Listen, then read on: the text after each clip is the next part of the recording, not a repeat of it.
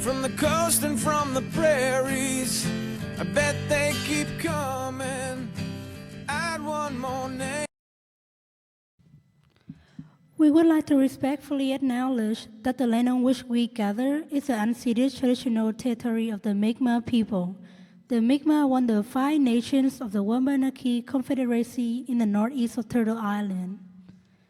It is important to take the time every year to pause, and Canadian soldiers, their friends, and their families deserve our thanks and our respect. Today, we are going to start our afternoon by giving them a small portion of our time to reflect on their sacrifice. The First World War may have happened more than 100 years ago, but we should still never forget the 619,000 Canadians who enlisted in the Canadian force overseas. This was an enormous contribution from a population of just under 8 million in 1914. Approximately 7% of the total population of Canada was in uniform at some point during the war, and hundreds of thousands of additional Canadians worked on home front in support of the war. The Second World War happened between 1939 to 1945. During this World War, Canadians fought bravely on battlefronts around the world. More than 1 million men and women enlisted in the Navy, the Army, and the Air Force. They were prepared to face any ordeal for the sake of freedom. When the war was over, more than 42,000 had given their lives. Formal records tell us about the size and strength of armies, military strategy, and the outcome of battles. That information is vital, yet to fully appreciate military history, we must try to understand the human face of war, loss of friends, extreme living conditions, intense training, fear, as well as mental, spiritual, and physical hardship helps us understand what the individual, sailor, soldier, and airman experienced in battle.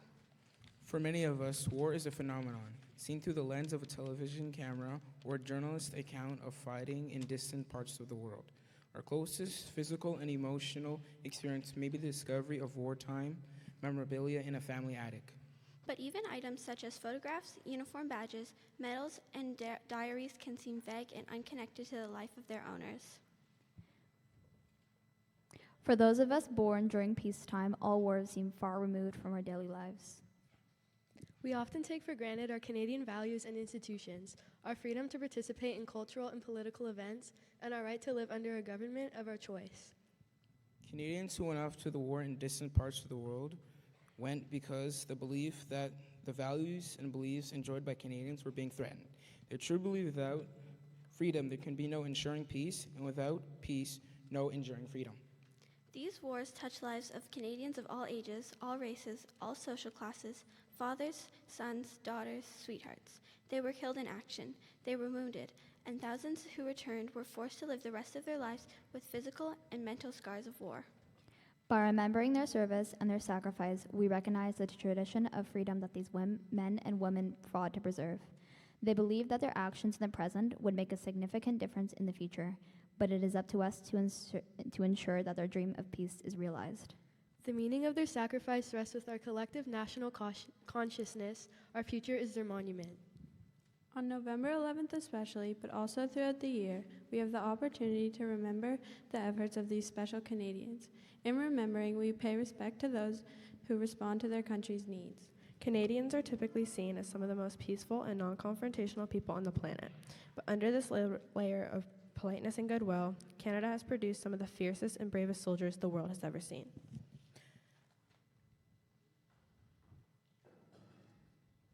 With a reputation as a troublemaker, Ernest Smoky Smith had a knack for annoying his superiors. He was promoted to corporal, then demoted back to private 9 times. But when it came to battle, he more than earned his reputation as one of Canada's greatest soldiers. In October 1944, as the Allies were pushing through northern Italy against fierce German resistance, Smith and his small platoon were sent across the flooded river to secure an important beachhead. After capturing the position, they came under an intense enemy counterattack. The Germans dispatched 3 Panther tanks, self-propelled artillery guns, and a horde of infantry to retake the position, pinning the Canadians down near the river. Smith didn't waste any time. He grabbed his PIAT anti-tank bazooka and sprang into action. Under intense enemy fire, he walked within 10 meters of the first Panther tank and took it out with a single shot. Once the Germans had overcome their surprise at Smith's audacity, they sent 10 infantrymen to get rid of him. Unfazed, Smith grabbed his Tommy gun and stood his ground, killing 4 of the enemy and forcing the remainder to retreat. He continued to hold his position while defending a wounded comrade, forcing additional German forces to withdraw in disorder before carrying his friend to safety. His platoon was so inspired by his example that they were able to hold the Germans back, securing the beachhead. Amusingly, the army later had to lock Smokey in an Italian post office overnight just to make sure the wild man wouldn't vanish before being flown to London to meet the king and receive the Victoria Cross. Years later, he cheerfully confirmed his crazy reputation. "Oh yeah, I didn't take orders. I didn't believe in them." Leo Major's story is so outrageous that Hollywood still hasn't made a movie about it. A French Canadian who saw action in the Normandy landings. Leo began his military career by capturing an armored vehicle full of communications equipment, providing the Allies with invaluable intelligence. He then single-handedly took out a group of elite Nazi SS troops, but lost his left eye after a dying enemy managed to ignite a phosphorus grenade. When the doctor tried to send him home, Leo reportedly replied that he only needed one eye to aim. He later broke several bones in his back, but again refused to be evacuated, returning to the battlefield to participate in the liberation of Holland. During an early morning reconnaissance mission at the Battle of Scheldt, he spotted a German group of soldiers, most of them asleep.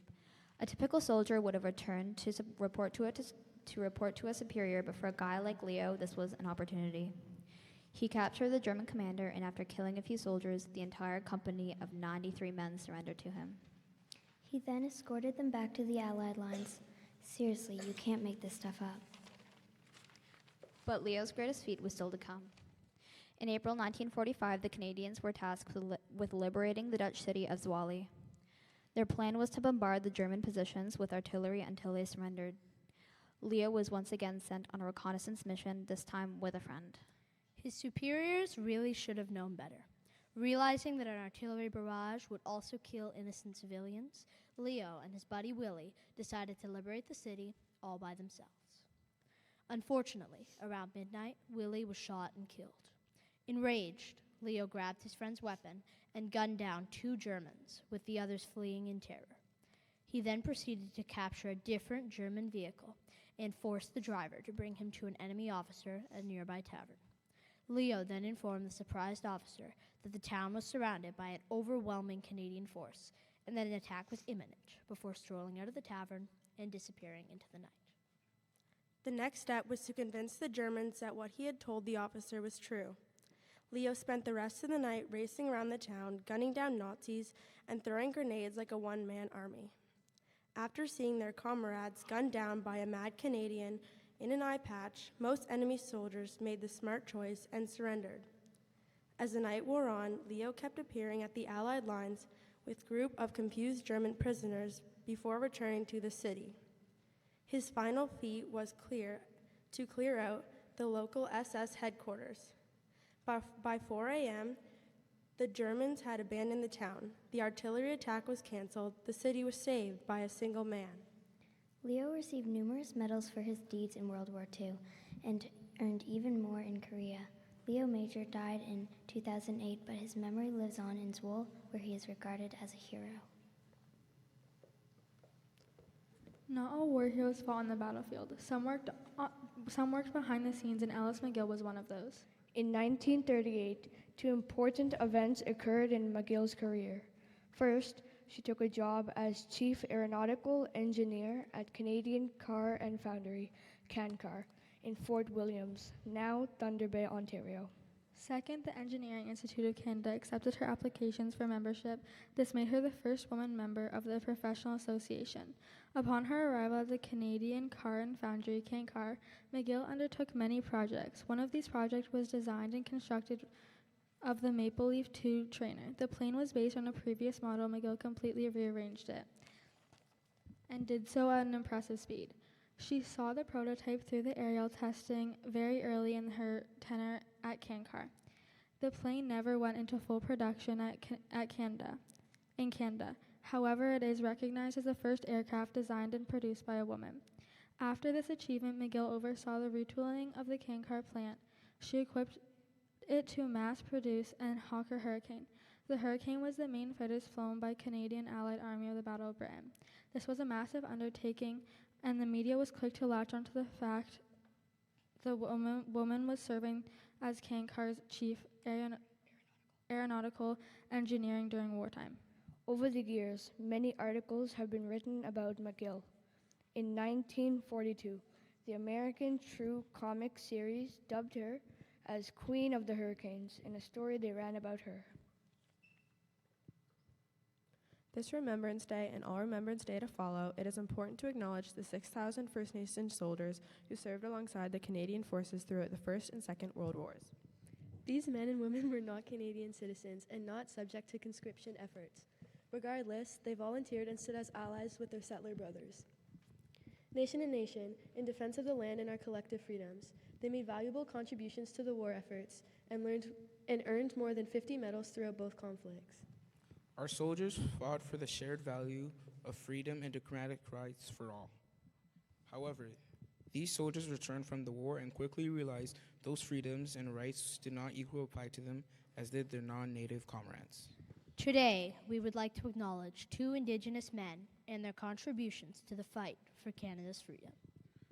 Sergeant Tommy Prince from Brokenhead Ojibwe Nation served in World War II in Korea with Princess Patricia's Canadian Light Infantry. His cunning and bravery earned him a dozen medals, including battle honors for service in Korea. As a sniper in World War I, Francis Pigamega bow was deadly accurate, and although difficult to substantiate, was credited with 378 kills. The Ojibwe war hero from the Wasauksing First Nation faced poverty and persecution when he returned to Canada.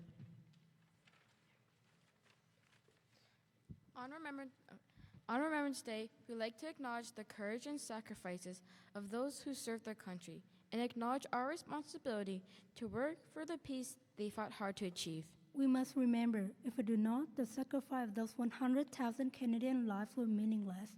They died for us, for our homes, families, and friends, for a collection of traditions they cherish and a future they believe in. They died for Canada. Following the First World War, a French woman, Madame Aiglane, suggested to a British Marshal Field, Earl Hang, that women and children in devastated areas of France could produce poppies for sale to support wounded veterans. The first of these poppies were distributed in Canada in November of 1921. The tradition has continued ever since, both here and in many parts of the world. Poppies are worn as a symbol of remembrance, as a reminder of the blood red flower that still grows on the former battlefields of France and Belgium. In the spring of 1915, during the terrible bloodshed of the Second Battle of Ypres, Lieutenant Colonel John McCrae, a doctor serving with the Royal Canadian Army Medical Corps, wrote of these flowers which live on among the graves of dead soldiers. In Flanders Fields. In Flanders Fields, the poppies blow between the crosses row on row that mark our place, and in the sky, the larks still bravely singing fly, scarce heard amid the guns below. We are the dead short days ago. We lived, felt dawn, saw sunset glow, loved and were loved, and now we lie in Flanders Fields. Take up our quarrel with the foe, to you from falling hands we throw. The torch be yours to hold it high. If ye break faith with us who die, we shall not sleep, though poppies grow in Flanders Fields.